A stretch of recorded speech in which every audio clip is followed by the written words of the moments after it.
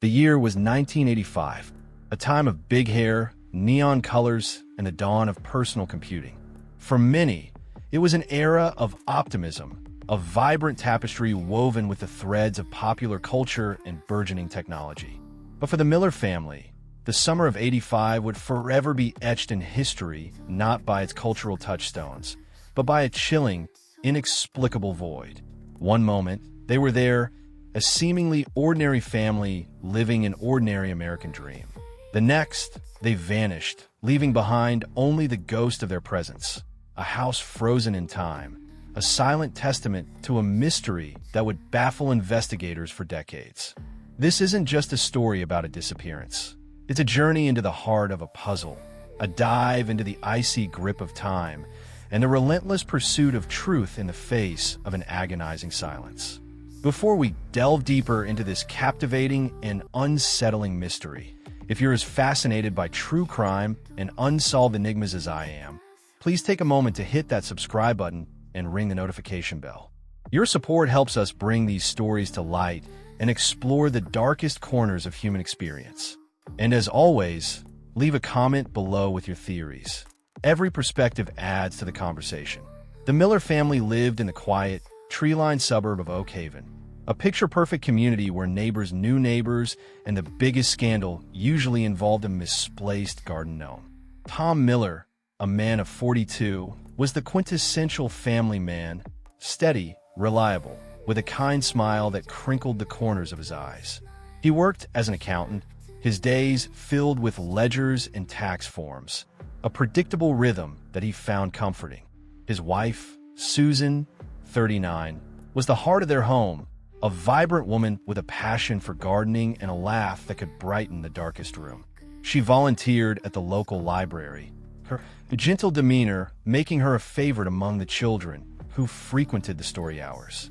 Their children, 16-year-old Emily and 12-year-old Daniel, were typical adolescents of the era, full of youthful energy and the dreams of a future stretching endlessly before them. Emily, with her striking red hair and a penchant for new wave music, was on the cusp of discovering who she truly was. She spent hours in her room, listening to The Cure on her Walkman, dreaming of college and a life beyond Oak Haven. Daniel, a spirited boy with a mischievous glint in his eye, was obsessed with Dungeons and Dragons and spent his afternoons riding his BMX bike with his friends, his pockets invariably filled with an assortment of rocks and forgotten candy wrappers. Together, they were a unit, a vibrant portrait of suburban American life in the mid-1980s. Their home, a charming two-story colonial with a welcoming porch and a meticulously kept garden, was their sanctuary, a place filled with laughter, shared meals, and the comforting routines of family life. The last confirmed sighting of the Millers was on a warm Friday evening, July 19th, 1985. The air was thick with the scent of freshly cut grass and the distant hum of cicadas. Neighbors recalled seeing Tom meticulously watering his prize-winning rose bushes, a ritual he never missed. Susan was spotted earlier that day at the grocery store, her basket filled with ingredients for their customary Friday night pizza. Emily had been at a friend's house, returning home around 9 p.m., her friend later recalling a brief, unremarkable conversation about a school project. Daniel had spent the afternoon at the arcade, challenging his friends to a high score on Pac-Man, before pedaling home as dusk settled. The following morning, Saturday, July 20th, the first subtle cracks in their routine began to appear. Mrs. Henderson, their next-door neighbor, usually saw Tom retrieve his morning paper by 7 a.m. The paper remained untouched on the driveway. A minor oversight, perhaps.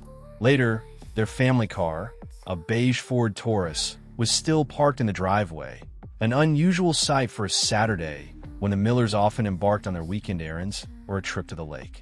As the hours stretched, a low hum of unease began to settle over Mrs. Henderson. By Sunday morning, when the car remained and the lights in the Miller house remained dark, a prickle of genuine concern turned into a cold knot in her stomach. She walked over, her steps hesitant, and knocked on the front door. Silence. She tried the doorknob. Locked. She peered through the living room window, seeing nothing amiss, just the familiar furniture bathed in the morning light. A feeling of dread began to creep in. She called the police. The initial response from the Oak Haven Police Department was tragically dismissive. In 1985, missing person protocols were not as robust as they are today. There was a prevailing tendency to assume adults had simply chosen to leave, particularly if no immediate signs of foul play were evident. The responding officer, Officer Davies, after a quick walk around the property, concluded it was likely a voluntary absence. He noted the family car, the undisturbed house, and theorized the Millers might have gone on an impromptu vacation without informing their neighbors. "They'll probably turn up in a few days," he reportedly told Mrs. Henderson. "Happens all the time." The casual dismissal infuriated her, but she was a single voice against the bureaucratic indifference. However, the Miller family had a wider network of concerned individuals. Tom's brother, Robert, lived 2 states away but called every Sunday. When his calls went unanswered for 2 consecutive days, a red flag went up. Robert knew his brother's meticulous nature. Tom would never just vanish. He called the Oak Haven police again, his voice edged with growing panic. This time, the sheer persistence, coupled with the neighbors' corroborating stories of the family's uncharacteristic absence, prompted a more thorough investigation. On Tuesday, July 23, 1985, officers formally entered the Miller residence. What they found was not a scene of chaos or struggle, but something far more unsettling, a snapshot of everyday life, abruptly halted. The kitchen counter still held the remnants of breakfast, a half-eaten bowl of cereal, a coffee cup stained with lipstick, a newspaper folded open to the comic section. Emily's school backpack lay by the front door, as if waiting to be picked up. Daniel's favorite comic book was open on his bed, a bookmark tucked into a page. The beds were unmade, laundry was piled in the hamper, and a game of Scrabble was meticulously set up on the dining room table, mid-game. It was as if the family had simply stepped out for a moment, intending to return, only they never did. The house was not ransacked. There was no forced entry, no signs of struggle. It was a perfectly preserved domestic scene, a silent museum of a life suddenly interrupted. The air hung heavy with the scent of stale air and something indefinable, the echo of lives lived, now terrifyingly absent. The most striking detail was the family's beloved golden retriever, Buddy, found wandering disoriented in the backyard, seemingly left behind, a silent witness to whatever had transpired. News of the Miller family's disappearance spread like wildfire through Oak Haven. The close-knit community was gripped by a mixture of shock, fear, and a desperate hope. Vigils were held at the town square, candlelight flickering against the darkening sky, each flame a silent prayer for the family's safe return. Volunteers organized search parties, meticulously combing the surrounding woods, the nearby lake, and every abandoned building within a 10-mile radius. Flyers bearing the smiling faces of Tom, Susan, Emily, and Daniel appeared on every lamppost, every store window, their hopeful smiles a stark contrast to the gnawing anxiety in the community. Local news channels picked up the story, their reporters broadcasting from the quiet street, their voices filled with a somber gravity. The Miller family had become a national mystery, their vanishing act captivating and terrifying audiences across the country. The police, now fully engaged, though belatedly, were scrambling. The initial dismissiveness had cost them crucial hours, perhaps even days. Detective Marcus Thorne, a seasoned investigator with a weary but sharp mind, was assigned to the case.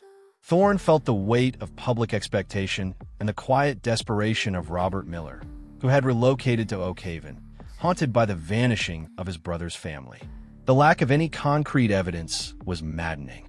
No ransom note, no signs of struggle, no forced entry. It was as if they had simply evaporated into thin air.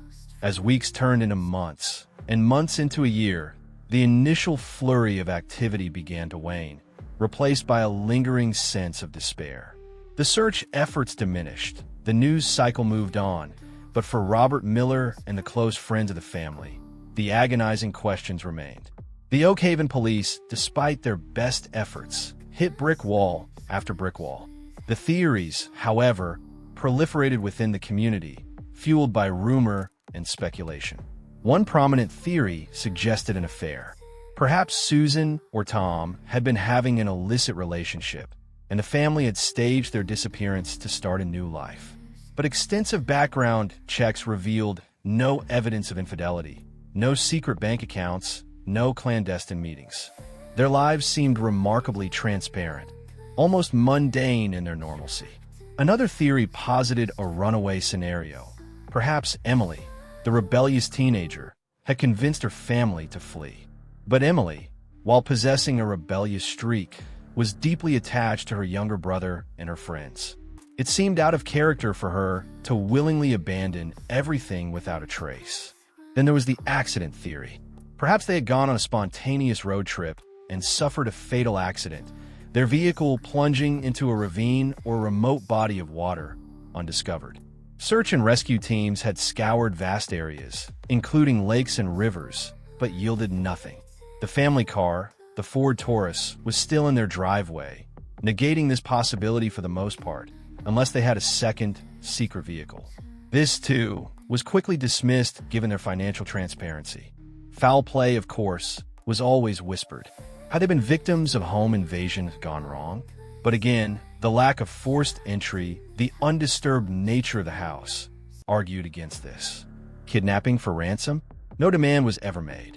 The absence of any motive, any perpetrator, left a chilling void in the investigative process. As desperation grew, some turned to the supernatural. A self-proclaimed psychic from a neighboring town contacted Detective Thorne, claiming to have visions of the family near water, trapped. While Thorne humored the psychic out of sense of thoroughness, the leads proved to be dead ends, further frustrating the already strained police department. The case of the missing Miller family became Oak Haven's dark secret, a wound that never quite healed.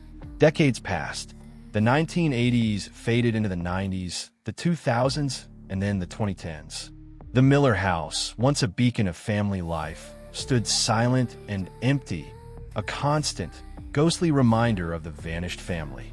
Its windows, once gleaming, were now veiled with dust and cobwebs.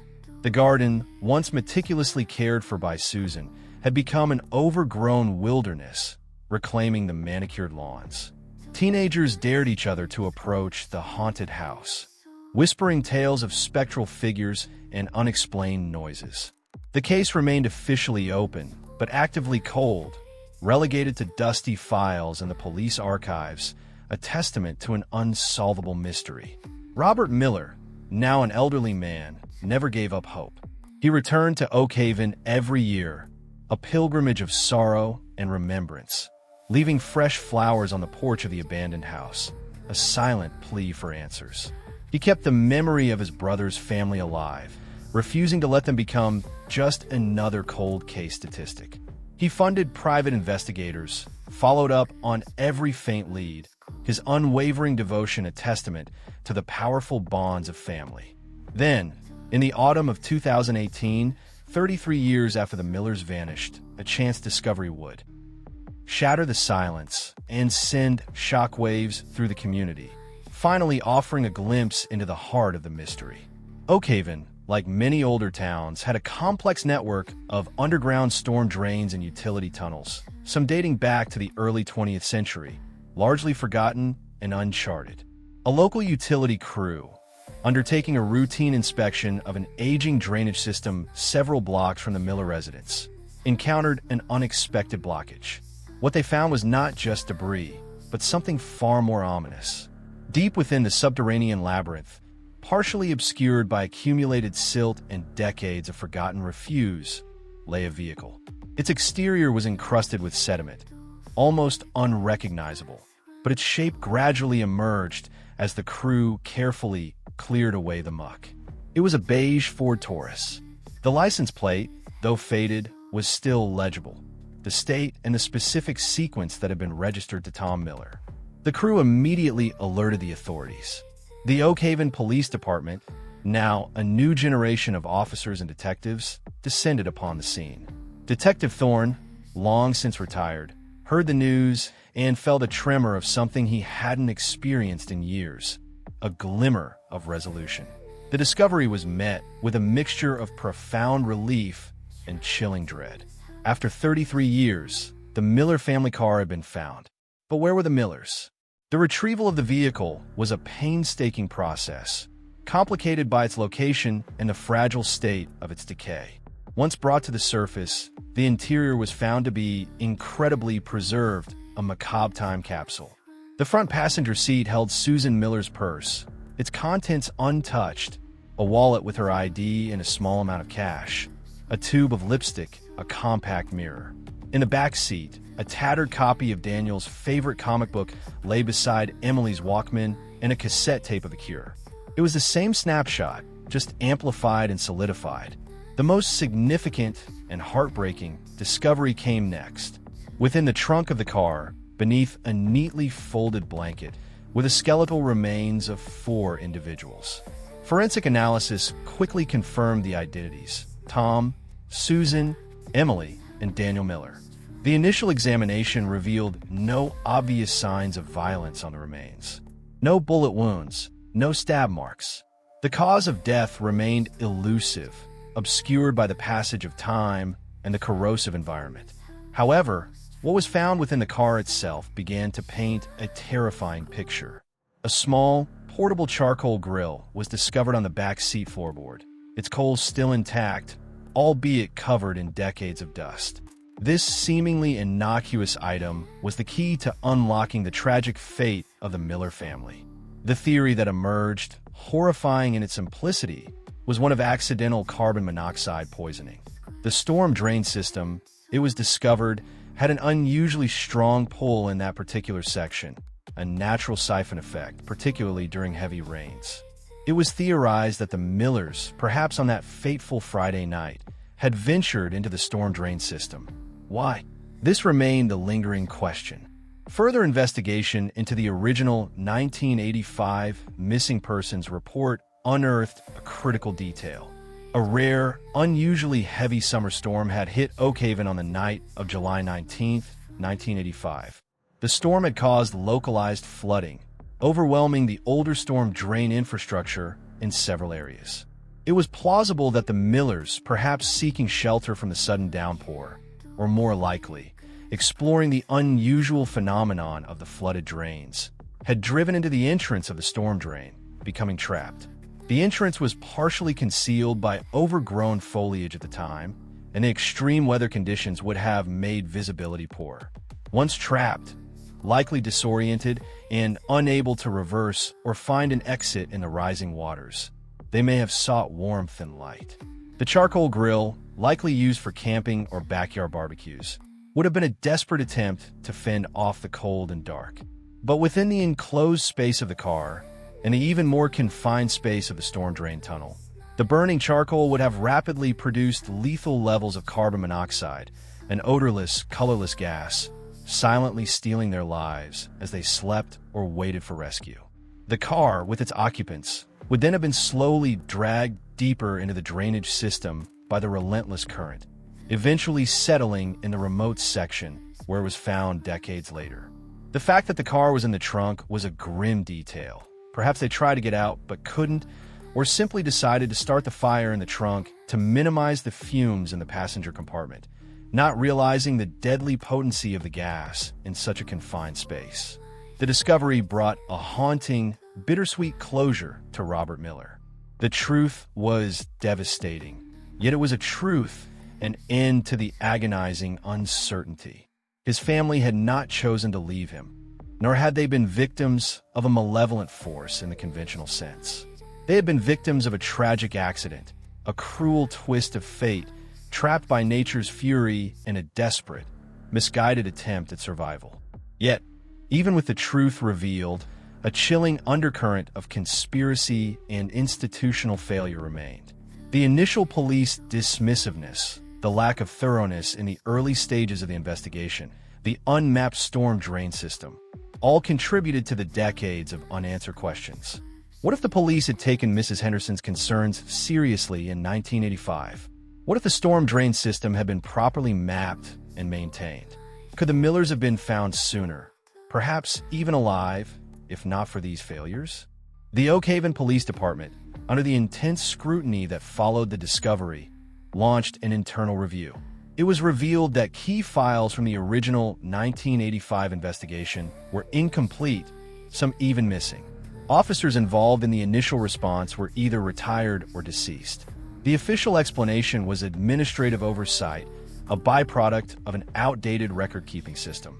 But for many, including Robert Miller, it felt like a deliberate obfuscation, a desperate attempt to cover up a colossal failure. The institutional memory of the town had been fragmented, and accountability was elusive. The Millers had been lost not once, but twice. First to the storm and the silent killer, then to the bureaucratic labyrinth of an overwhelmed and under-resourced police force. The emotional aftermath for Robert Miller was profound. For 33 years, he had lived with the phantom pains of hope and despair, the constant gnawing of what if. The discovery of the remains brought a physical finality, a tangible endpoint to his grief, but it also reopened old wounds. The tears he cried were for the loss, but also for the wasted decades, the unnecessary suffering of not knowing. He laid his brother's family to rest in a quiet ceremony, a small gathering of those who had never forgotten, finally offering them the dignity of a grave. The Miller house, once a symbol of the town's unsolved mystery, was eventually sold, its new owners attempting to erase the haunting past, though the spectral presence of a family frozen in time would forever linger in the collective memory of Oak Haven. The story of the Miller family is a stark reminder of how quickly life can change, how fragile our sense of security can be, and how the smallest details can hold the key to the most profound mysteries. Their disappearance captivated a nation. Their rediscovery sent shivers down the spine of a community, and their tragic end serves as a haunting testament to the silent dangers that can lurk beneath the surface of everyday life. The house on Elm Street, once a vibrant home, stood as a sentinel, guarding a secret for decades, until the earth itself gave up its truth. And though the truth finally emerged from the darkness, the echo of the Miller family, forever young in the minds of those who remembered, still whispers through the quiet streets of Oak Haven. A chilling cautionary tale of a family lost to time, and a house left frozen in their silent, final moments.